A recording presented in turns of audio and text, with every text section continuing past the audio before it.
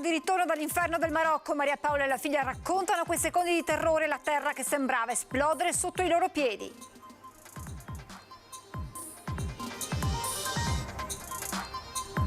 Chiave inglese contro il portone, il citofono dell'ex fidanzata 36enne trevigiano arrestato dai carabinieri a Pieve di Soligo. In tasca aveva anche un coltellino a serramanico. 45enne colto da un malore mentre giocava a software sul grappa, portato in un agriturismo, viene salvato dal massaggio cardiaco di un infermiere fino all'arrivo dei sanitari, ora è in ospedale. Nessun esodo dal Carroccio, il segretario trevigiano Dimitri Coin rassicura su Federico Canere, escluso il suo passaggio in Forza Italia, ma dice servono chiarimenti. 3.700 richieste di aiuto al telefono amico in Veneto dall'inizio dell'anno, dati aumentati del 30%, una persona su 3 ha meno di 29 anni, tantissime le donne. In 300 in marcia lungo le risorgive del Piave per aiutare papà Roberto, reso tetraplegico dopo un brutto incidente, insieme alla moglie Nicoletta anche il sindaco Mario Conte e diversi assessori. Cerimonia di scoprimento del cippo degli alpini a Monastiera, ricordiamo le penne nere di oggi e quelle che sono andate avanti, ha detto emozionato il capogruppo Milan. Buonasera e buona domenica, ben ritrovati con l'edizione trevigiana dei nostri telegiornali. Una nuova scossa di terremoto in Marocco di magnitudo 4,5 questa mattina. Intanto sale di ora in ora il bilancio delle vittime, oltre 2.000 le persone che hanno perso la vita sotto le macerie. La Farnesina fa sapere che sono stati rintracciati tutti i 200 italiani in Marocco, tra loro anche Maria Paola Darui di Treviso insieme alla figlia a Marrakech. Racconta ancora bloccata in aeroporto l'incubo vissuto. È stato particolarmente forte, cioè la terra sotto sembrava veramente dovesse esplodere da un momento all'altro. Sono stati 30 secondi lunghi, sì. Poi il fatto di veder cadere i calcinacci e pezzi di coccio, sì, faceva impressione. Raggiungiamo Maria Paola Darui in aeroporto a Marrakech. Il segnale della videochiamata è disturbato. Lei e la figlia stanno aspettando il volo che le riporterà dopo uno scalo a Tolosa in Italia. Le due donne erano partite mercoledì da Treviso alla volta di Marrakech per trascorrere qualche giorno di vacanza. Venerdì sera, quando viene registrata la prima fortissima scossa, madre e figlia sono appena rientrate nel loro riad dopo essere state a cena fuori. Spaventate si allontanano cercando di evitare la piazza centrale presa d'assalto e le altre vie interessate dai crolli. Abbiamo tentato di scappare, di allontanarci un attimo, però cominciavano a cadere già calcinacci e quindi siamo tornati immediatamente indietro perché la situazione era non era delle migliori. A quel punto Maria Paola e la figlia si rifugiano in una piccola piazzetta dove restano fino alle 4 del mattino per poi rientrare nel riad e recuperare i propri effetti. Cercando appunto di evitare di farci male perché c'erano stati dei piccoli crolli sulla via del Riad, abbiamo fatto le valigie, ci hanno accompagnato fino al taxi senza lasciarci mai soli. Nel pomeriggio di sabato insieme ad altri italiani raggiungono l'aeroporto di Marrakech con la speranza di anticipare il volo, ma biglietti non ce ne sono più. E dal momento in cui c'è stata la scossa, verso le 4 di notte, noi abbiamo preferito raggiungere l'aeroporto e rimanere in aeroporto. Appena arrivati eravamo un attimo tutti un po' agitati, stanotte noi abbiamo dormito qui, ci siamo un po' arrangiati alla meglio, ma diciamo un clima anche molto cordiale anche da parte delle persone, veramente ci hanno aiutato tutti. Dopo i primi momenti, quando i contatti con l'Italia sono impossibili, Maria Paola e la figlia riescono a rassicurare amici e parenti. E ieri ho ricevuto anche un messaggio da parte del nostro sindaco che in queste situazioni fa piacere essere ricordati. Sono state ore trascorse tra paura e attese, quelle vissute da madre e figlia. Siamo un po' provate, nonostante tutto, però ci spiace anche partire, ecco, e ci dispiace anche lasciare queste persone perché veramente sono state molto molto carine con noi, vedere che hanno perso molto, familiari, molti di loro e anche le case, ci fa veramente male. Tornerà in Marocco? Assolutamente sì. Assolutamente sì. Aspetterò un po', ma ci torno. Tanta paura, ma fortunatamente nessuna grave conseguenza per un'intera famiglia rimasta coinvolta questo pomeriggio intorno alle 16 in un incidente stradale in via del Molinetto a Saletto di Breda di Piave. La vettura con a bordo madre, padre e due bambini piccoli, per cause ancora da chiarire, è uscita di strada, prima ha battuto un palo della luce, poi è finita capovolta in un fossato. Immediato sul posto l'arrivo di 2 ambulanze e dell'elicottero del SUEM che hanno soccorso i feriti trasportati in ospedale con qualche lieve ferita. Aspetterà ai carabinieri chiarire la dinamica del sinistro. Un trevigiano di 36 anni è stato arrestato dai carabinieri di Pieve di Soligo con una chiave inglese, stava danneggiando la porta di casa dell'ex fidanzata. Davanti al portone dell'ex fidanzata con una chiave inglese ha iniziato a colpire prima il portone e poi il citofono. Attimi di paura ieri sera a Pieve di Soligo, dove i carabinieri hanno arrestato un trevigiano di 36 anni che aveva cercato di danneggiare la porta d'ingresso dell'abitazione dell'ex compagna per poi fuggire. L'uomo è stato rintracciato dai militari, era in evidente stato di alterazione. Li ha minacciati con la chiave inglese, poi è stato immobilizzato. Sottoposto a perquisizione gli è stato trovato addosso un coltellino a serramanico ed una modica quantità di sostanza stupefacente. Tutto è stato sequestrato. L'uomo si trova già in carcere a Treviso. Intervento salvavita questa mattina sul Grappa presso l'agriturismo De Lucchi di Borso dopo la località Campocroce. Un 45enne è stato colto da un malore mentre giocava a Softer, è stato portato presso l'agriturismo dove si trovava un infermiere che prontamente ha praticato il massaggio cardiaco fino all'arrivo dell'equipaggio sanitario del SUEM di Pedemontana Emergenza ODV e dell'elicottero di Treviso. Il 45enne è stato portato a Treviso in cardiochirurgia, intubato e supportato da massaggiatore automatico. Nel pomeriggio è stato sottoposto ad un intervento chirurgico. E siamo alla politica con le tensioni all'interno della Lega dopo il passaggio a Forza Italia di Vallardi. Parla il segretario provinciale del Carroccio, Coin, che su un possibile passaggio tra le file degli azzurri anche dell'assessore Caner dice sono congetture giornalistiche, sono certo che non lascerà il partito. Ci sono delle necessità di chiarimenti da fare internamente, ma che non precludono minimamente a un'uscita di Federico da parte della Lega. Federico è un elemento troppo importante per noi e lui sa perfettamente che è parte integrante di questo partito. Sono tantissimi anni che sta dando una mano e sta rappresentando comunque benissimo il territorio e non ci pensa nemmeno lui ad abbandonare la Lega. Lei è certo quindi che resterà tra le fila del Carroccio? Assolutamente sì. Il segretario provinciale della Lega Trevigiana non ha alcun dubbio, Federico Caner non lascerà la Lega. Dopo Forcolina e Vallardi, entrambi passati a Forza Italia, nelle ultime settimane si fanno sempre più insistenti le voci di un'imminente partenza verso gli azzurri, anche dell'assessore regionale, che ieri da noi contattato ha risposto con un no comment. Prima, ha spiegato Caner in un messaggio WhatsApp, il partito deve chiarire alcune cose con me. Non è che le deve chiarire con me, assolutamente. Io con Federico ho un ottimo rapporto, assolutamente trasparente. Dovrebbe chiarire all'interno del movimento stesso. Ci sono tante questioni che sono rimaste in sospeso. Ai consiglieri regionali, in particolare agli assessori regionali, non è andato giù il non aver potuto votare al congresso regionale, non è andato giù il non aver potuto nemmeno assistere al congresso regionale, figure che comunque hanno fatto la storia della Lega in Veneto e si sono sentite messe in un angolo nonostante i ruoli importanti che ancora essi hanno. Insomma, i chiarimenti chiesti da Caner sembrano essere rivolti ad altri livelli del partito, a cominciare dalla segreteria regionale e da Alberto Stefani. Con Salvini siamo sentiti, ha un segretario regionale che è Alberto Stefani che sicuramente starà monitorando questa situazione. Con Stefani si è sentito? Stefani lo vedo tutte le settimane a Roma. Dal canto suo Coin ribadisce il ruolo di primo piano dell'assessore regionale all'interno del Carroccio. Noi non possiamo privarci di persone, della sua esperienza, della sua storia, come tra l'altro ha fatto male anche l'uscita di Giampaolo Vallardi su Federico, che non ha mai nemmeno pensato di abbandonare la Lega, ma sono solo situazioni che si leggono dai giornali e magari alimentate anche da non smentite. Mancate smentite che alimentano le voci, come quelle che vedrebbero un altro esponente di spicco della Lega, un altro assessore pronto a dire addio al partito, Roberto Marcato. Posso capire un certo disagio, specie in quest'ultimo periodo, però che una figura storica come quella di Roberto Marcato, e vale tutto quello che ho detto per Federico anche per Roberto, possa abbandonare la Lega per andare da un'altra parte, mi sembra un'ipotesi assolutamente remota. Intanto domenica prossima ci sarà il tradizionale raduno di Pontida, banco di prova per misurare lo stato di salute della Lega. Dalla Marca sono già pronti a partire 6 pullman, tutti pieni, altri 2 potrebbero essere organizzati quest'ultima settimana settimana, senza contare i tanti che arriveranno con mezzi propri. La presenza a Pontida della provincia di Treviso sarà massiccia come lo è sempre stata anche negli anni passati. Sa se ci sta la Caner? Penso proprio di sì.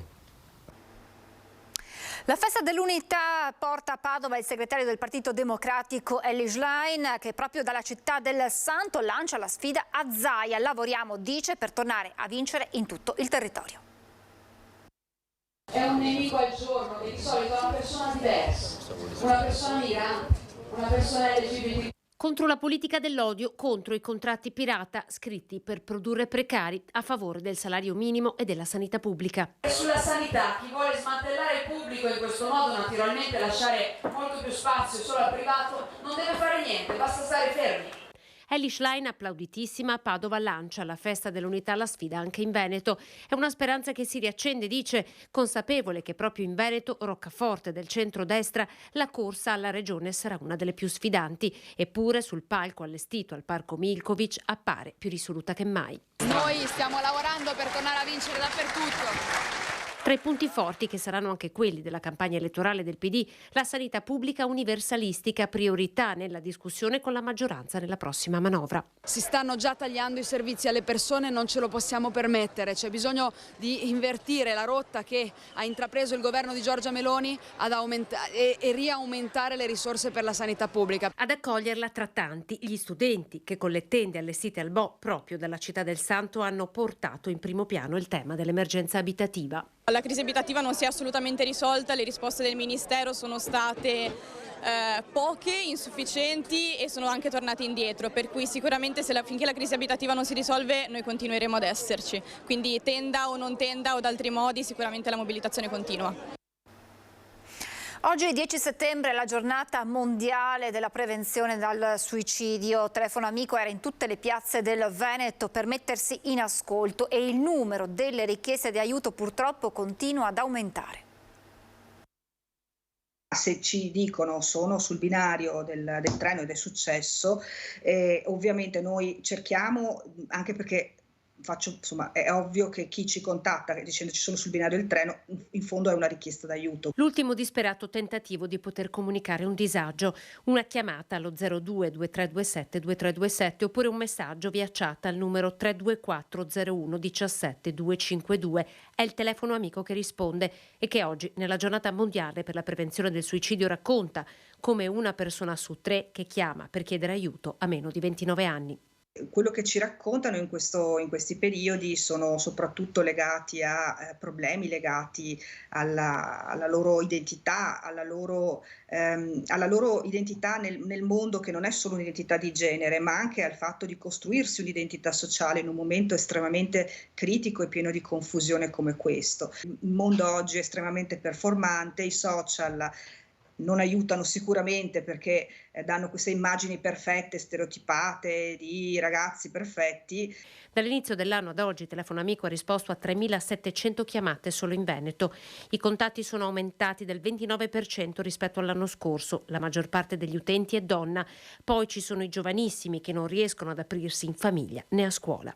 Ci sono ragazzi di 10 anni che arrivano che parlano di suicidio. Non ci aspettavamo che il disagio crescesse in questa maniera esponenziale. In più farei anche presente che noi siamo 500 volontari e quindi molte delle chiamate, molti dei contatti e molte delle chattate le perdiamo. Per questo Telefono Amico è costantemente alla ricerca di volontari. Chi desiderasse donare una parte del proprio tempo può farlo scrivendo una mail all'ente.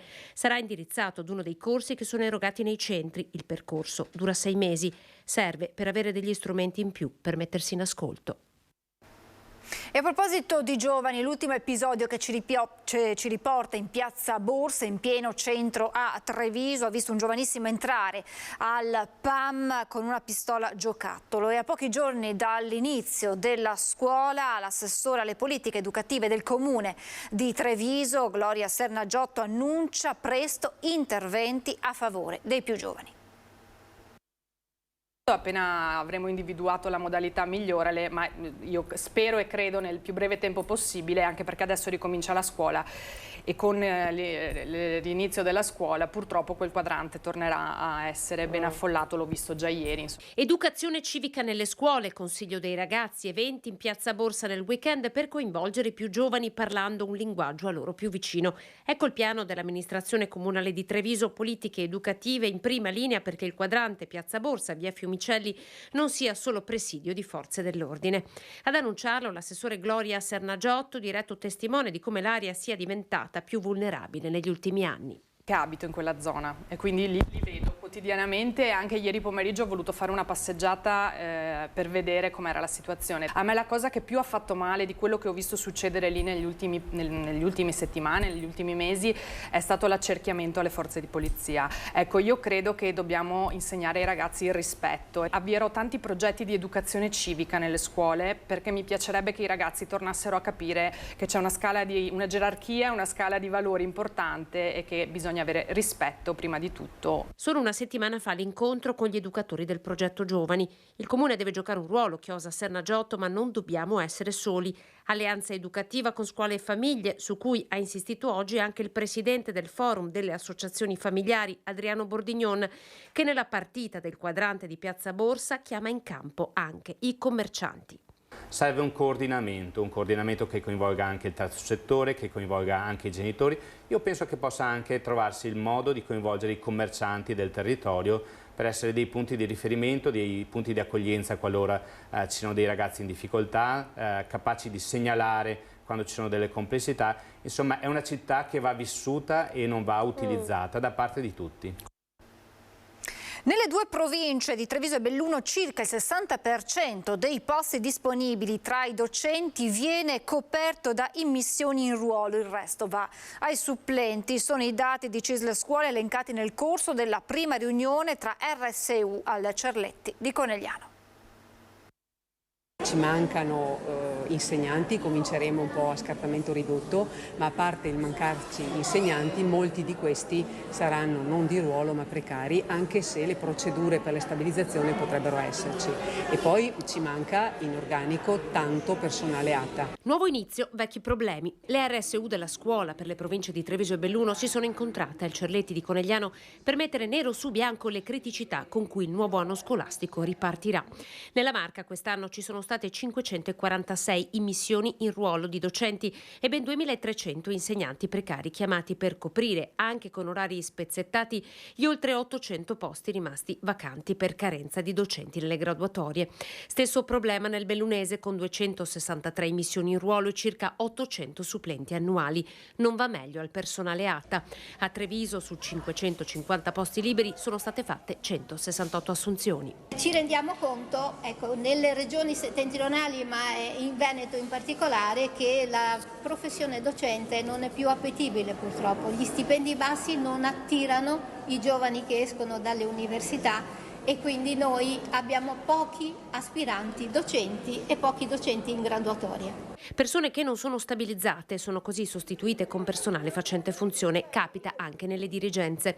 Insomma, nelle due province di Treviso e Belluno circa il 60% dei posti disponibili fra docenti viene coperto da immissioni in ruolo, il resto va ai supplenti. Lo slogan quest'anno dell'incontro, la forza della partecipazione, a sostenere la proposta di legge di iniziativa popolare proprio sulla partecipazione al lavoro. Sottolinea l'aspetto della partecipazione dei lavoratori dentro i processi decisionali e produttivi, anche quelli culturali di questo Paese, che sono fondamentali per cambiare il paradigma di sviluppo di questo Paese. Quindi la partecipazione non è solo un tratto particolare di una rappresentanza sindacale, ma della capacità di tutti i lavoratori di stare dentro i processi produttivi. Cambio generazionale che mette a rischio la sopravvivenza di molte attività artigianali, compresa l'arte sartoriale. Cambio di generazione, fra qualche anno la gente che deve andare in pensione non può andare in pensione perché non c'è più chi fa quel lavoro là.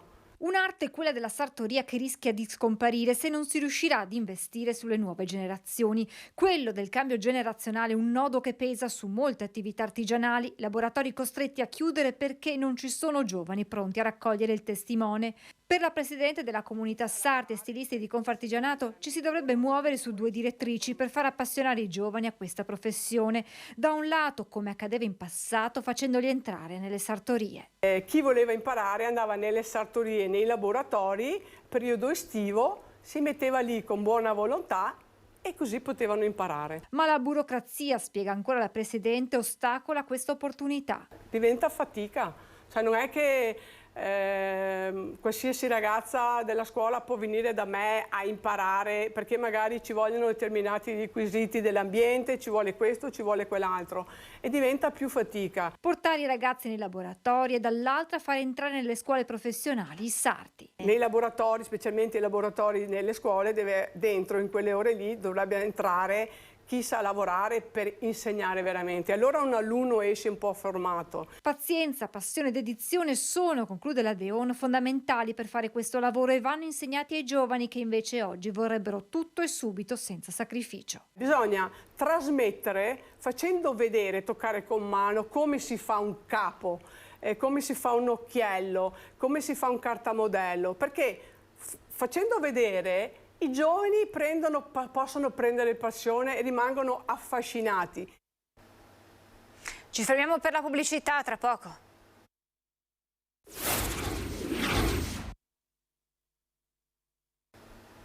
Siamo rientrati in studio, grande partecipazione di adulti e bambini questa mattina per la camminata di solidarietà lungo il Botteniga per aiutare papà Roberto e la sua famiglia.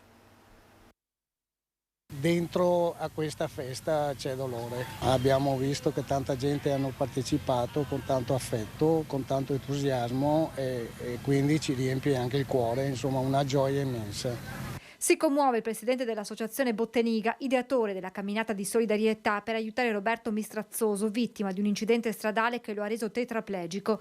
Bruniera ha conosciuto la storia di questa famiglia dopo l'appello lanciato dai microfoni di Antenna 3 dalla moglie di Roberto, Nicoletta, che coraggiosamente aveva aperto una raccolta fondi per sostenere la riabilitazione e le cure del marito. A quell'appello, tra gli altri, aveva risposto proprio l'associazione Botteniga San Pelaio, che ogni anno in settembre organizza una camminata per raccogliere fondi a sostegno di un progetto di solidarietà.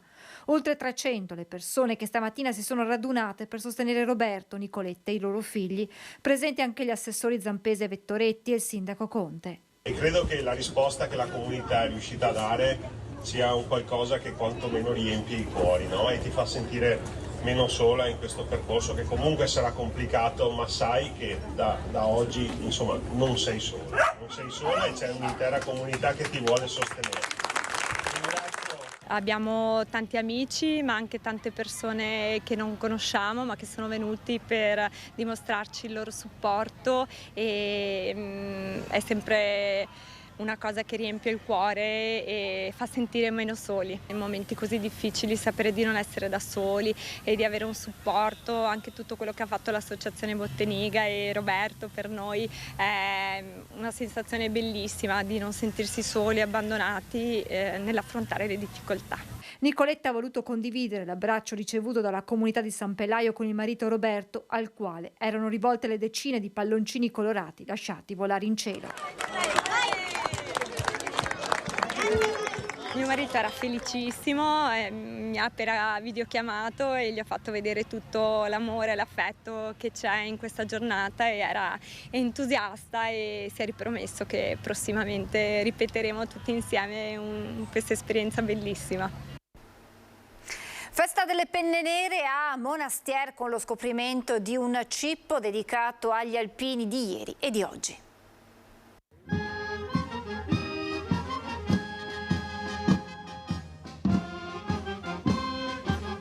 Sfilata delle penne nere tra le vie di una Monastier tinta di verde, bianco e rosso, fino alla sede degli alpini dove si è vissuto il momento più toccante della giornata con lo scoprimento del cippo dedicato a coloro che sono andati avanti.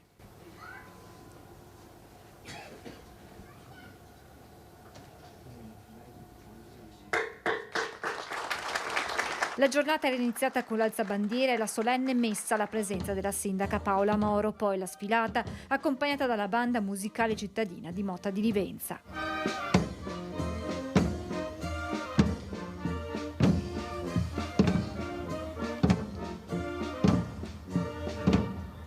Nelle parole del capogruppo Alpini di Monastier, Matteo Milan, l'emozione della giornata. Sono emozionato.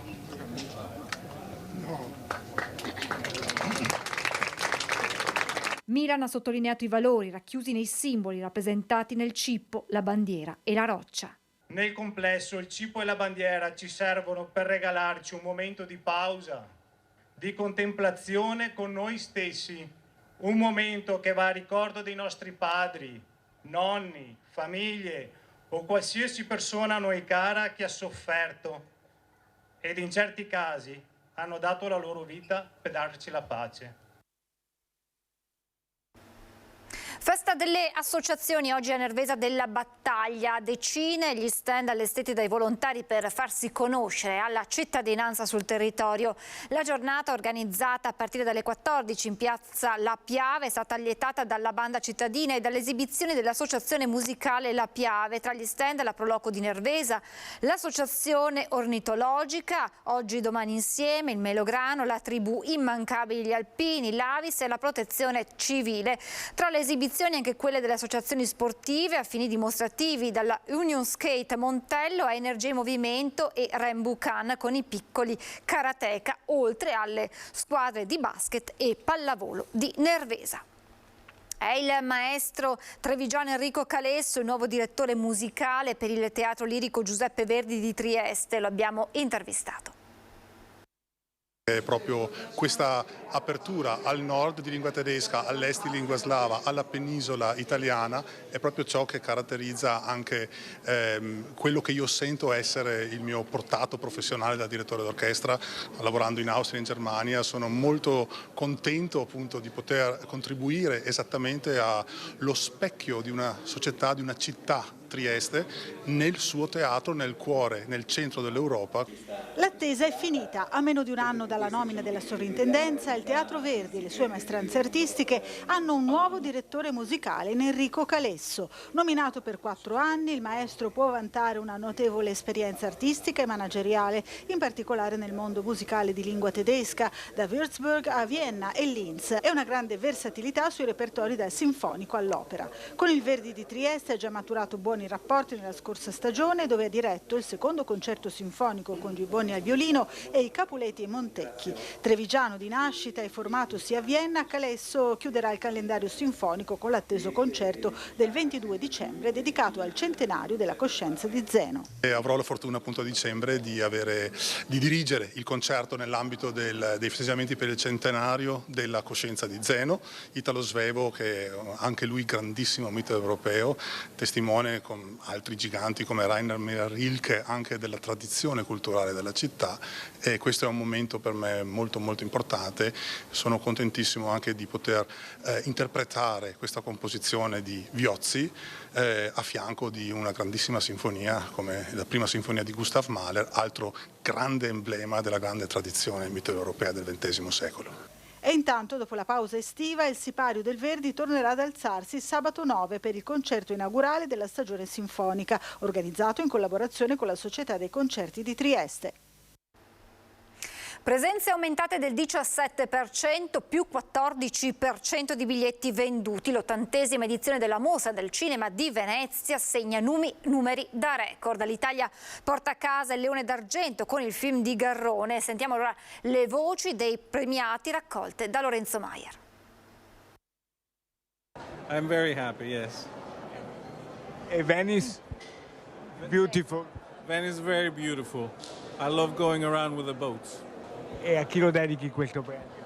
Lo dedico a tutte le persone che mi hanno aiutato a realizzare questo film, perché è un film che abbiamo fatto tutti insieme, e lo dedico a tutti i ragazzi come sei tu, che sono costretti a rischiare la vita per avere un loro diritto sacrosanto, che è quello di poter viaggiare e cercare di avere l'opportunità di arrivare in Occidente senza dover rischiare la vita. È una gioia incredibile, perché insomma è un esordio importante.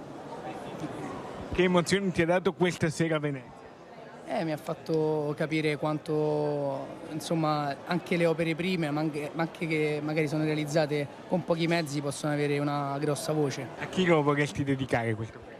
a tutti gli esordienti e a tutti i ragazzi che ogni giorno cercano di sperimentare attraverso le immagini. Io devo ringraziare il pubblico che mi ha premiata per questo premio. A chi lo dedichi?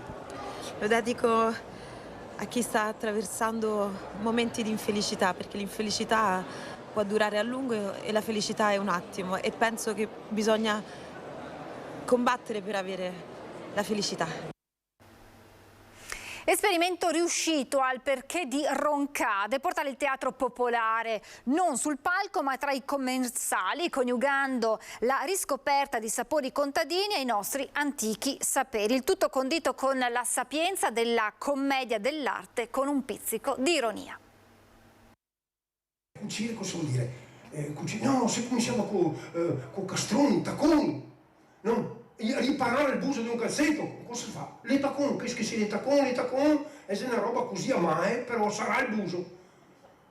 Ma non quando che dite che facevi il tacon e i cassetti del mio nonno, non dava niente fastidio il piede, ma tuo nonno non sentiva niente, guarda che aveva la pianta del piede che era come cemento, guarda che aveva l'unghia di rossi come ferro a segare. Descrivere con il sorriso l'arte del rammendo delle toppe, che da sempre raccontano forza di volontà nella povertà di un tempo nelle case contadine.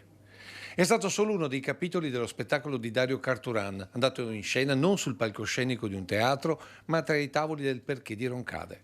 Quasi una sfida all'attenzione, vinta sull'onda dei ricordi come per il bucato fatto di acqua, cenere e tanta fatica. Costi i soldi pesanti del carico e ora buttasse se il fosso al battere. Intanto trovarsi in riva al canale e poi non sentire la fatica mai, intonare qualche canzone dedicata all'amore, a quel fazzolettino stirà con tanto amore. Fatica, sogni, luoghi e personaggi, tutto è scivolato tra i tavoli dei commensali spettatori, concretizzando l'intuizione del presentatore e coautore della serata. Lo spettacolo insieme alla cena perché ricorda un po' il clima che c'era nelle nostre campagne, quando si faceva filò, la gente amava stare insieme, e attraverso questa sera anche la rappresentazione dei valori di quella civiltà, con ironia, ma anche perché si faccia qualche riflessione su come eravamo, come siamo e come siamo cambiati e dove stiamo andando anche. E gli spunti non sono mancati, come per lo spreco alimentare. Mi vengo da campagna, mi mangiava persigli, pesche con B-A-O, B-A-O. E nel bao, te butti via parte del bao e te mangi il bao. Adesso stiamo attenti perché queste messe in società o questi nuovi anziani che i senabitali sono portamenti.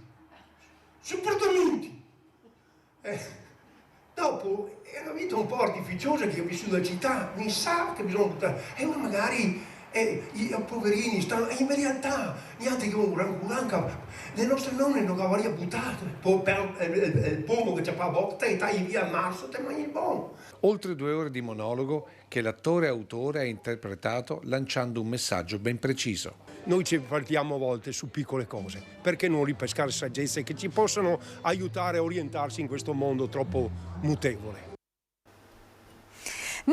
Nella settimana di inizio delle vendemmie del Prosecco, ma anche delle polemiche sulla volgarizzazione di nome e prodotto, fa pensare che 40 anni fa questo vino non era minimamente citato nelle grandi manifestazioni come la Mostra Internazionale dello Spumante organizzata per anni a Villa dei Cedri. A testimoniarlo il servizio storico della domenica che vi proponiamo stasera, tratto dagli archivi di Antenna 3. Allora torniamo al telegiornale del 12 settembre 1987.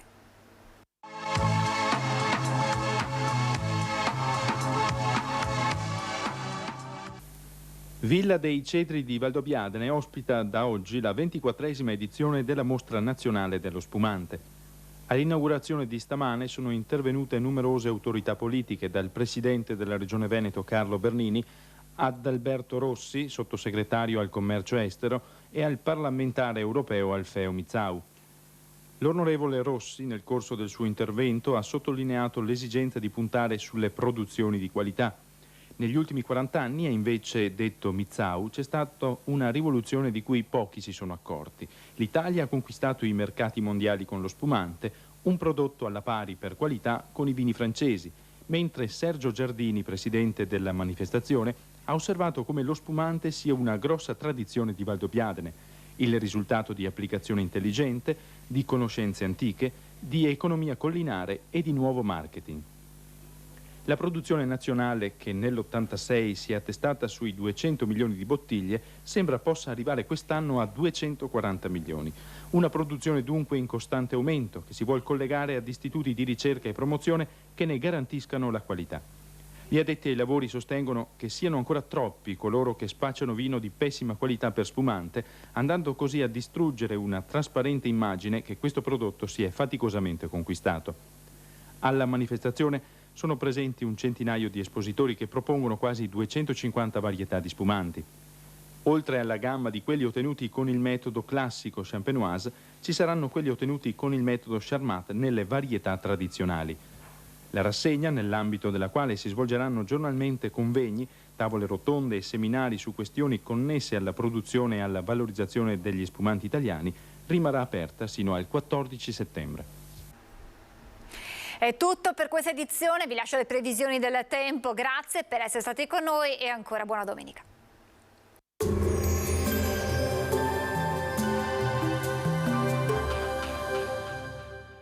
Busti, tutori e protesi di arto personalizzati. Ortopedia e sanitaria Lolato, a Treviso e Montebelluna. Lolato, soluzioni per star bene. Benvenuti al meteo. Il nostro territorio continua ad essere protetto dall'anticiclone africano che si mantiene ben stabile. Vediamo dunque il dettaglio di lunedì 11. Sul Veneto la settimana inizia con il bel tempo, lo vediamo dalla grafica. Sarà infatti ampiamente soleggiato con cielo sereno e sgombro da nubi al massimo velato. Le temperature saranno stazionarie o in lieve locale aumento, minime tra 14 e 19 gradi, massime tra 28 e 32 all'incirca. Ci spostiamo ora sul Friuli Venezia Giulia. Anche qui tanto sole con cielo in prevalenza terso e limpido e non sono attese piogge degne di nota. Temperature minime sui 16-19 gradi, massime tra i 30 e i 31 gradi. Infine diamo uno sguardo al Trentino Alto Adige come di consueto. Lunedì ancora con molto sole e poche nubi. Temperature minime intorno ai 17-19 gradi, massime sui 33 all'incirca. Dal meteo per ora è tutto, grazie per l'attenzione. Arrivederci.